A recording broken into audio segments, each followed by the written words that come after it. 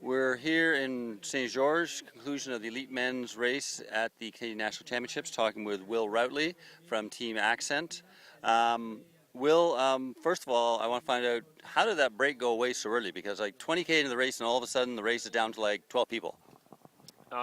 Basically, after the neutral section, the race started at the base of the first climb, and everybody was just kind of noodling up there, and that was a chance for Louis Garneau to have a few minutes off the front, and everyone kind of let him ride away. And as we crested that first hill, guys are going slow. And personally, I wanted it to be a hard day. I thought with a bunch of guys being on all different teams, that would be the best for me. So I just put in a little soft one over the first hill, and then just waited for guys to counter and started going, and it just kind of steps up and up and up, and there's no downhill. It's just either up or flat.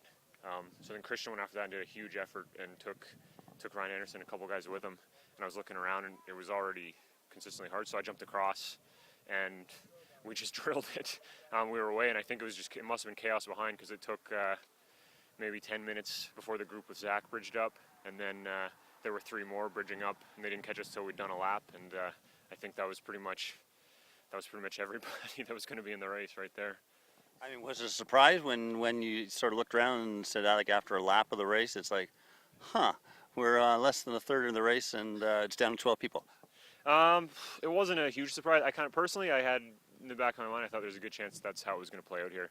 I think having the majority of the strong guys all on different teams, just mostly by themselves or maybe with one teammate, I think no one really wanted to see a repeat of when we were in Beauce years ago when Guillaume won, and it was just kind of an easy race, having guys on all different teams. This time it was like, I think a bunch of guys are strong, and they thought better off to race from the front.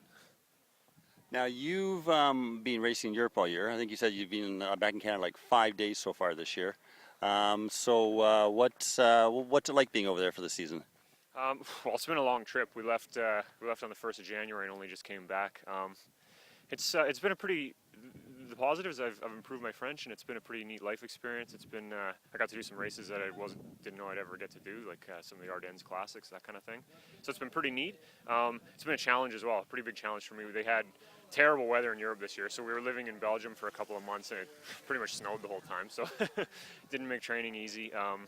And then definitely the team I'm on, it's, for our standards, it's kind of blue-collar biking over there. You race a lot, and you don't necessarily know a schedule months in advance and plan for it. It's not like the new school North American style where you train and you prepare and you peak. It's more like you punch in and you go to work every day. So it's kept me really busy. So it's been worth it? Like, do you hope to stay over there?